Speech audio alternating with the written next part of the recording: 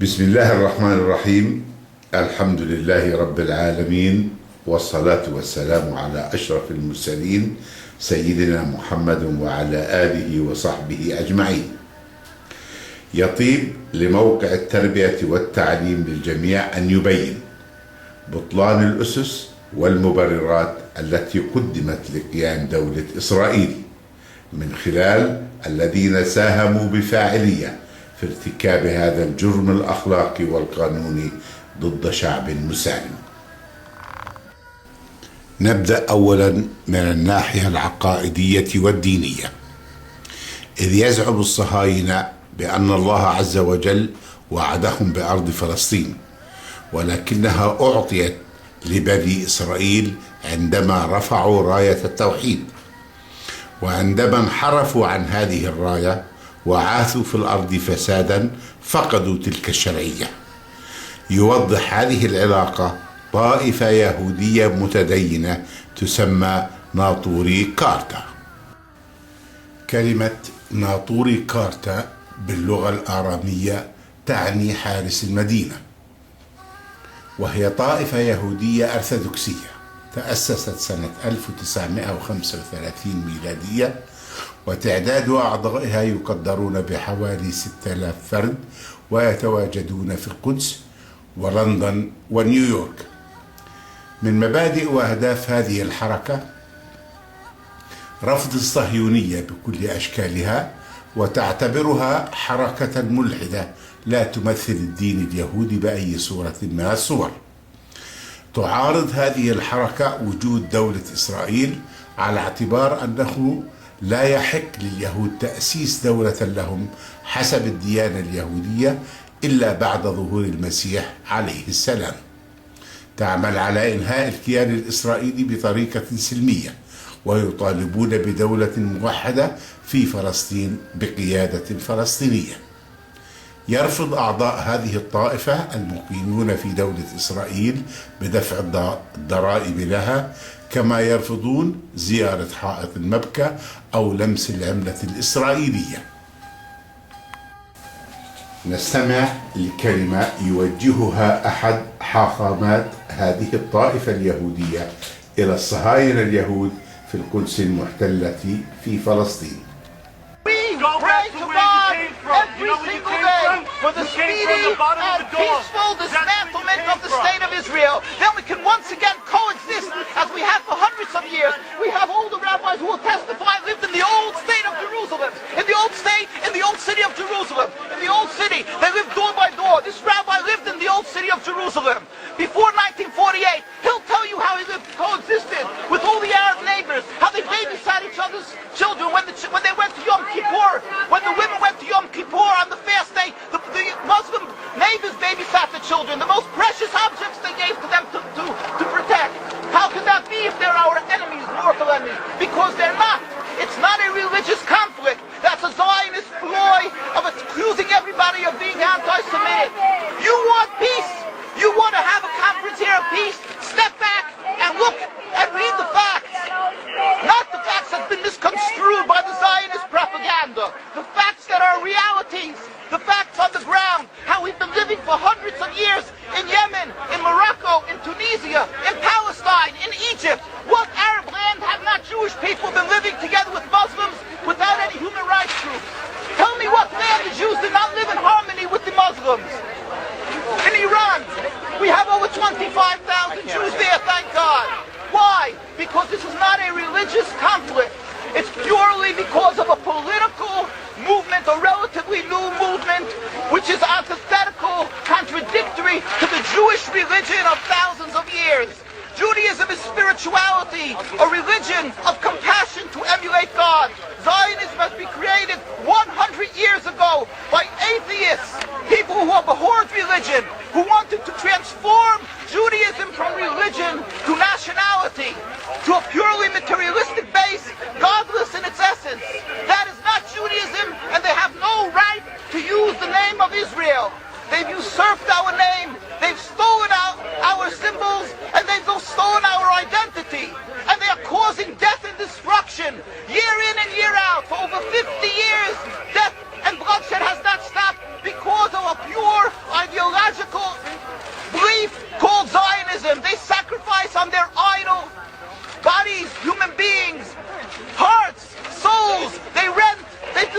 houses, they destructed people's lives. What can we do about this? Let's step back and think. There is a solution with God's help.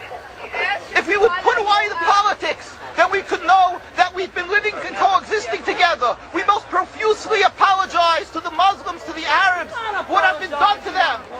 And then we can return and make restitution for what has been done to them. And then we will be able to live in harmony. Not an Israeli state, a one Palestinian state. One state as we have been living for hundreds of years. There will be peace. And you will see that this 50 years has been a nightmare, a mirage, and nothing to do. Pure fear-mongering, that's what Zionism does. It's panic, going into a theater and yelling, fire, fire, that's what Zionists do. We've been living with the Muslims. We've been living, yes, Ahmadinejad keeps on stating that he does not want to harm the Jews, but the Zionists keep on antagonizing him. Of course you don't, because you have an agenda. You want to further Zionism. You want enemies.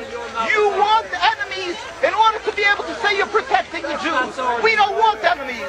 We want to live in peace.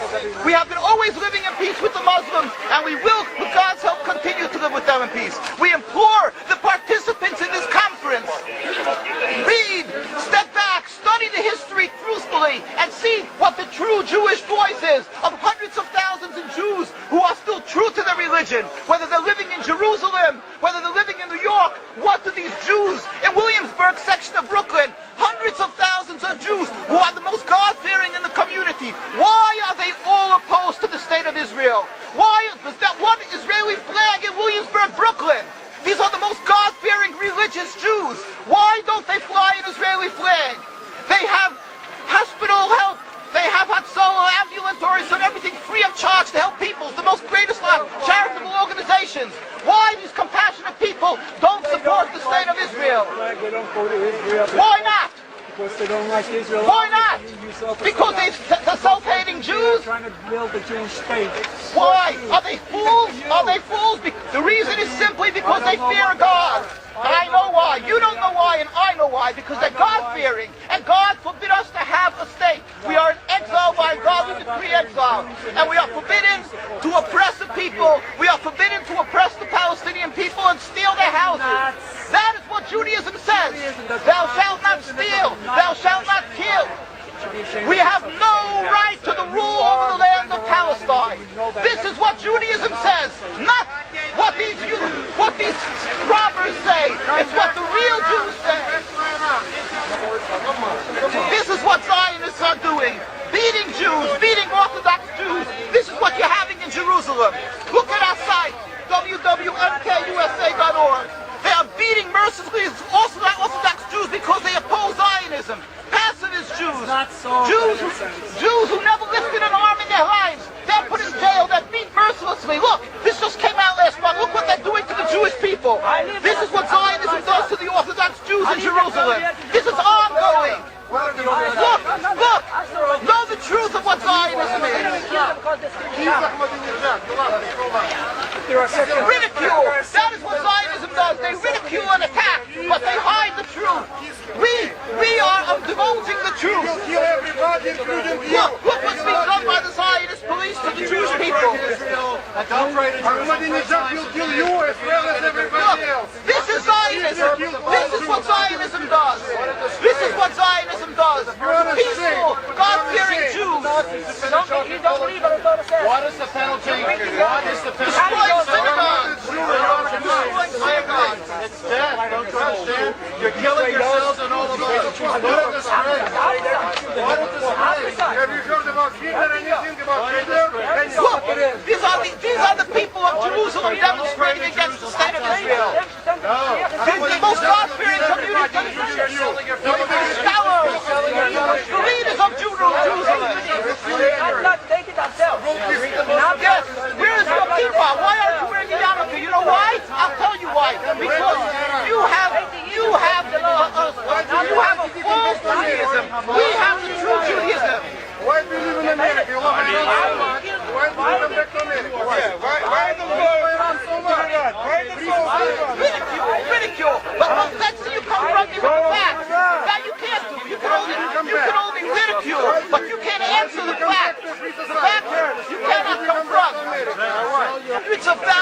Jews still live in Jerusalem and Beit Shemesh and Bnei Brak, all opposed to the state of Israel, to the existence of the state of Israel. All of them plead with God every day for the speedy and peaceful dismantlement of the state. You won't find one truly religious community that supports in Zionism in its essence. Even the ones who are making different compromises don't send the children to the army. Why is that? Because Orthodox Jews know that Zionism is antithetical, it contradicts the Jewish religion. And they know that the death, suffering, is all caused by Zionism. There is no question about it. This is not a religious conflict. The true solution.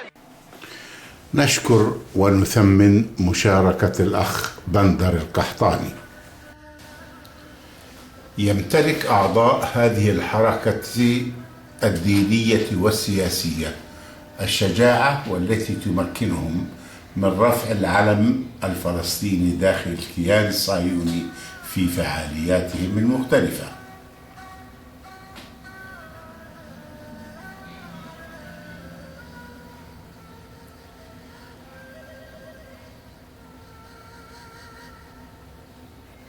كما تتمثل أيضا هذه الشجاعة في اختيار شعار لهذه الطائفة والذي يمثل لا لإسرائيل كدولة.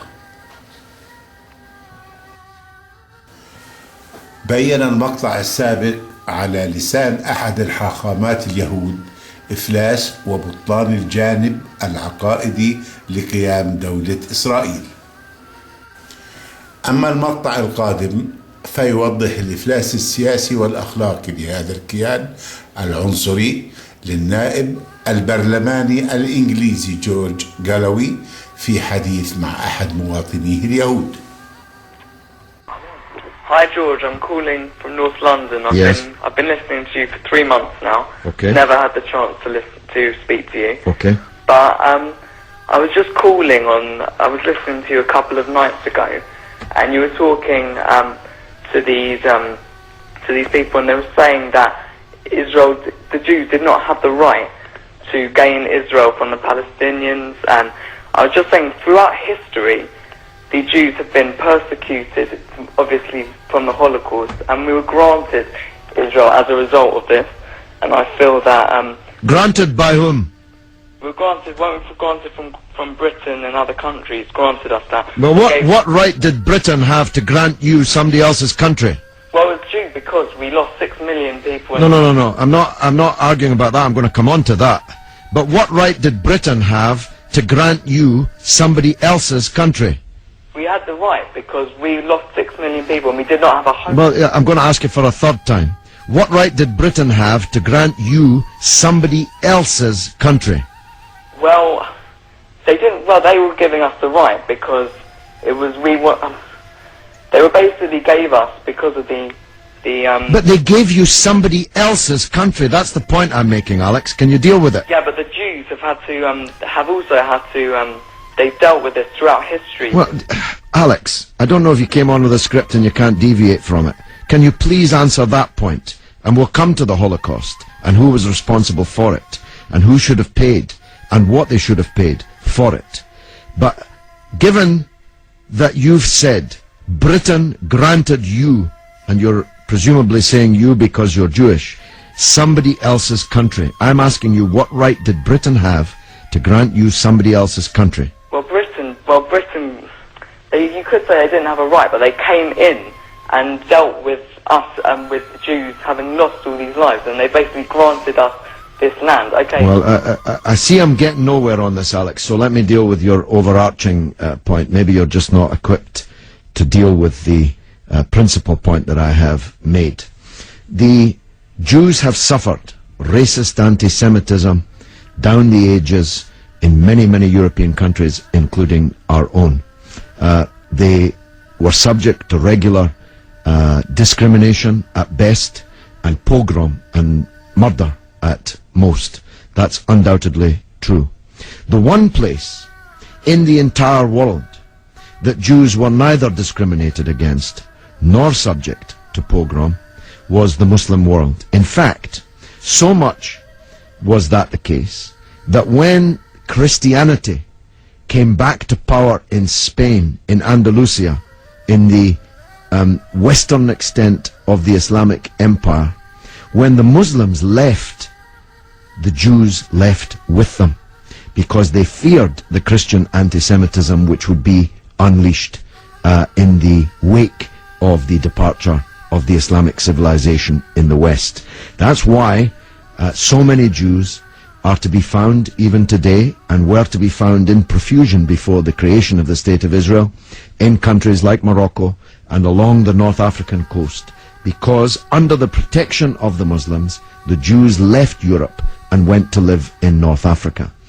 The Palestine that was wiped off the map when Britain granted you somebody else's country had Jews living side by side with Christians and Muslims for century upon century without the slightest trace of discrimination or violence or pogrom. So, what's happened is that Christian anti-Semitism in Europe, which massacred 6 million Jews in the greatest crime in human history, was paid for not by the Christian countries of Europe that either practiced or turned a blind eye to that anti-Semitism, but was paid by the very people who were completely innocent of that Holocaust, who had never persecuted the Jews, who had never pogromed the Jews.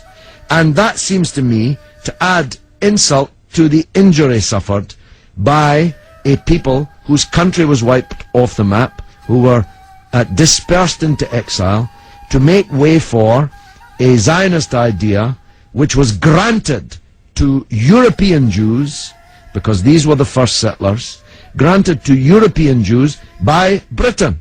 And as you have singularly failed, 4 times I asked you, to acknowledge that Britain had no right to give away somebody else's country, one country giving to a second people the land that actually belonged to a third people, it seems to me an all-round injustice, don't you think, Alex? Yeah, I agree that they didn't so much have the right, but they were stepping in after the Holocaust to grant it to the Jews. But it was It was long before the Holocaust that Britain stepped in. Britain stepped in 1917 with the Balfour Declaration made by the British Minister Balfour on our behalf to a group of atheistic Zionist Jews. I make the point about atheism because it's now claimed that this is some biblical land right, as if God was an estate agent. The men to whom Israel was promised were atheistic Jews. They were not only not speaking for all Jews, they represented at that time in 1917 a tiny proportion of the world's Jews. Most of the world's Jews supported communist or socialist parties and ideas at that time. The Zionists represented a tiny sliver of Jewish opinion at that time. Yet Balfour promised them the land which belonged to a third people, without consulting either the British or the world's Jews, and least of all, consulting the Palestinians. Okay, well, thanks very much for talking. Okay, Alex, thanks for listening, my friend. تكمن قوة هذه المقاطع في أن أصحابها هم أبناء وأحفاد المتورطون في هذه الجريمة الأخلاقية.